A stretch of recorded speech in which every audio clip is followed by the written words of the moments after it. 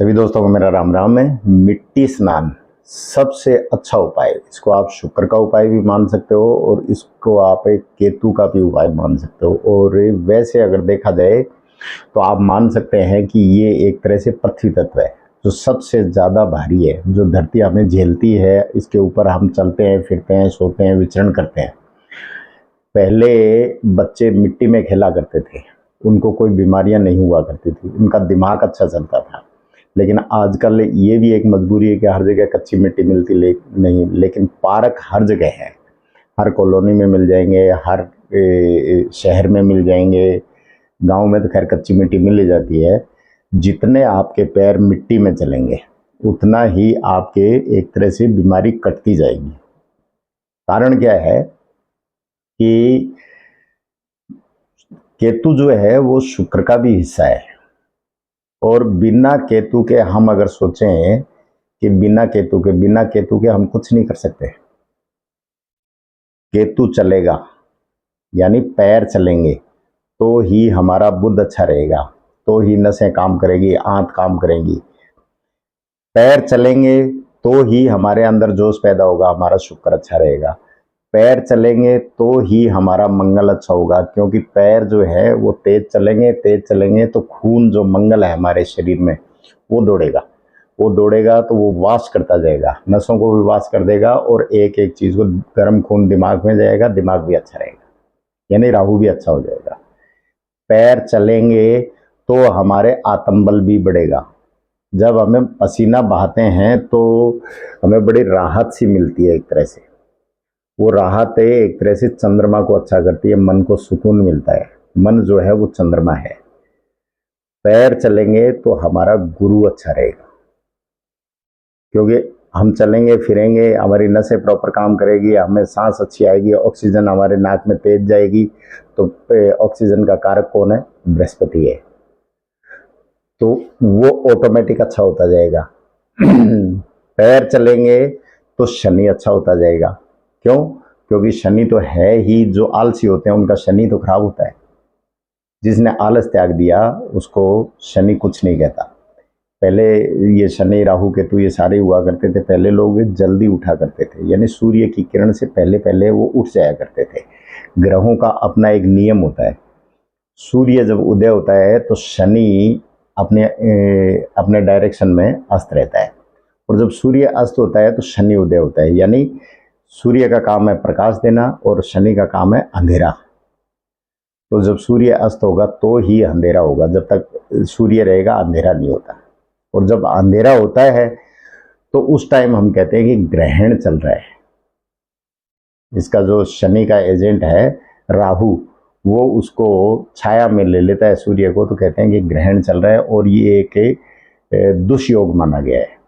उसके बाद दान धर्म करते हैं कि सूर्य को ताकत मिले, बृहस्पति को ताकत मिले, मंगल को मिले, यानी इस मित्र मंडली को पूरी ताकत मिले। तो मिट्टी में घूमने से भी आदमी बहुत सी बीमारियों से निजात पा सकता है और बहुत सारी तकलीफों से।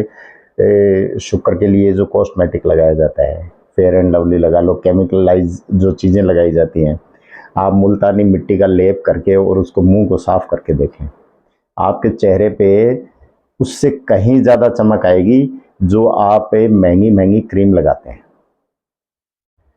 तो शुक्र के साथ साथ अगर हमने केतु और शुक्र को, क्योंकि सबसे ज़्यादा जो मार पड़ती है वो लाल किताब में कहा गया है कि शुक्र और केतु की पड़ती है, सबसे ज़्यादा केतु को, फिर शुक्र को। इसको और अच्छे उदाहरण में हम देखें तो घर का जो बड़ा बेटा होता है उसको केतु कहा गया है, तो सारे परिवार का बोझ उस पर आता है। और अगर वो मान लो सक्षम है काम करने में, बोझ संभालने में, फिर तो कोई दिक्कत नहीं है। और वही अगर खराब हो जाता है तो फिर दिक्कत होती है। वो होता है केतु। एक मीनार खड़ी है बहुत ऊंची, चाहे वो आप बुर्ज खलीफा हो, चाहे कोई बड़ी बड़ी और मीनारें हों, कोई एक नीम का पत्थर है जिसकी मजबूत नीम है, वो नीम जो है वो केतु है, तो उसकी वजह से वो इतनी ऊंची मीनार खड़ी है और लंबे समय तक चलती है। फिर दूसरा, अगर बेटा कामयाब है तो पूरे कुटुंब को तार देता है। फिर दूसरा, घर की जो बहू होती है वो शुक्र होती है। घर में कोई भी कसूर होगा, बहुत कम लोग ऐसे होते हैं, बहुत कम औरतें ऐसा सोचती हैं कि सास भी कभी बहू थी या बहू को भी कभी सास बनना पड़ेगा। वो जैसी सास बनती हैं अपने हुक्म जमाने शुरू कर देती हैं, बहू को पराया मान के उस पर बेगानेपन का एहसास करवाती हैं। तो एक तरह से वो देखा जाए तो पीड़ा होती है उसके लिए। वो अपने बाप का घर छोड़ के दूसरे का घर बसाती है और फिर वहाँ उसको सास ससुर की प्रताड़ना मिलती है तो वो शुक्र पीड़ित हो रहा है। अगर पति से प्रताड़ना मिल रही है तो शुक्र पीड़ित हो रहा है। अगर नंद से मिल रही है तो शुक्र पीड़ित हो रहा है। तो अल्टीमेटली घर का बड़ा बेटा जो होता है, या बेटा मान लो, वो केतु होता है। तो दादा का, बाप का ये सारा बोझ वही संभालता है। और उसके बाद दूसरी मार पड़ती है शुक्र को, कि घर में कोई भी चार दीवारी में कसूर होगा, बोले ये इसने किया है, हमने नहीं किया, वो उस पर पड़ती है। तो ये हर हाल में शुक्र और केतु मजबूत रहना जरूरी है।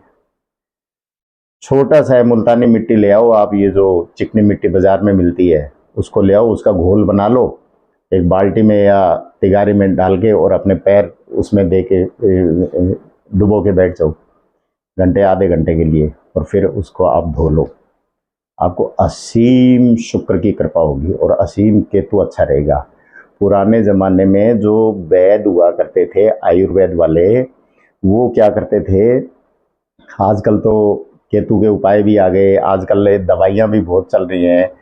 जब एक सुखंडी रोग हुआ करता था, उसमें क्या होता है कि बच्चा जो है वो सूखने लग जाता है, यानी वो उसको खाया पिया बिल्कुल लगता नहीं और वो सूखना शुरू हो जाता है। तो पहले वैद्य क्या करते थे, जो आयुर्वेद वाले होते थे, बोला आप तालाब का कीचड़ लेके आओ या तालाब की मिट्टी लाओ, इसके पूरे शरीर पे उसको मसल के पूरा लेप करके और इसको 2-3 घंटे तक बैठा रहने दो, फिर इसको नहलाओ। तो वो कीचड़ जो होता है वो केतु होता है। वो पूरे शरीर पे करने से, वो केतु की वजह से बच्चा सूखने लग जाता था, और केतु जैसे जैसे उसकी परत चढ़ती, केतु अच्छा होने लग जाता, केतु अच्छा होने लग जाता, तो बच्चा जो है वो स्वस्थ हो जाता। तो ये हमारी जो पुरानी परंपराएं हैं, हमारे जो आयुर्वेद के नुस्खे हैं, ये एक तरह से लाल किताब में तो है ही ये रेमेडी। या तो रिश्तों पे चलती है लाल किताब या आयुर्वेद पे चलती है। आप कहीं भी उठा के देख लो और किसी भी उपाय को देख लो, आपको 90% जो है राहु केतु और बुध के ही उपाय मिलेंगे। बहुत रेयर केसेस में 10 से 15% ऐसे हैं जो अदर ग्रह के होते हैं, बाकी राहु केतु के ही मिलेंगे। अब दादा कब खुश होगा? पिता और दादा। दादा क्या है? बृहस्पति है। पिता है वो सूर्य है। जब ये दोनों पीड़ित होते हैं, तो जैसा कि लाल किताब में बताया जाता है कि जब भी ये पीड़ित होते हैं तो ये अपनी जो अलामत है वो केतु पे डालते हैं। तो दादा को तकलीफ होगी, वो अपने बेटे को कहेगा, दादा के लिए बेटा है वो केतु है और बेटे के लिए उसका बेटा है वो केतु है, यानी अल्टीमेटली जो छोटा रूप है वो पोता आ जाता है। अगर वो बोझ संभाल लेगा तो वो केतु अच्छा होता है और पिता भी सुखी, दादा भी सुखी, घर के बुजुर्ग भी सुखी, वहाँ माता भी सुखी, वहाँ बहन बेटी है वो भी सुखी रहती है।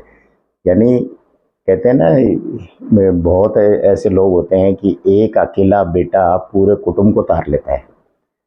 केतु का वो रोल होता है। और एक केतु गुरु का शिष्य है। मेरा जो यहाँ बताने का मकसद है, गुरु का वो शिष्य है और शुक्र का वो हिस्सा है। तो दोनों तरफ से ही अगर हमें मिट्टी के उसमें घोल बना के पैर उसमें रखे, उसका एक तरह से मिट्टी स्नान प्राकृतिक चिकित्सालय में भी तो यही कराया जाता है कि पूरा मिट्टी का लेप करके और फिर उसको मरीज को नहलाया जाता है और वो स्वस्थ होने लगता है।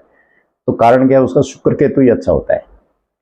शुक्र केतु अच्छा हो जाता है तो पीड़ित ही ये होते हैं। तो फिर ये अपनी एनर्जी जो है अदर ग्रहों को, केतु मंगल को, सूर्य को, बृहस्पति को, इनको देना शुरू कर देता है। ये फिर क्या है, अपनी कनेक्टिविटी चंद्रमा को देना शुरू कर देते हैं। एक तरह से सप्लाई होती है और चंद्रमा वापस जो शुक्र उसको पीड़ित करता है उसको देना शुरू कर देता है। और शुक्र क्या करता है? वो शनि को देना शुरू कर देता है। शनि अपने जो एजेंट हैं राहु केतु उनमें बांट देता है। यानी कुल मिला के ये एक जो चक्कर है पूरा ले दे के वहीं आता है। जैसे धरती गोल है तो ये ग्रहों की एनर्जी भी घूम फिर के एक दूसरे में अच्छी और बुरी बढ़ती रहती है और एक दूसरे को ये काटते और छांटते रहते हैं। मिट्टी से स्नान करना शुरू कर दो। ज़्यादा तो मैं नहीं कह रहा, लेप करके और वो वैसा करता है तो बहुत अच्छी बात है, लेकिन अपने पैर जो है, ये पैर केतु को ही रिप्रेजेंट करते हैं।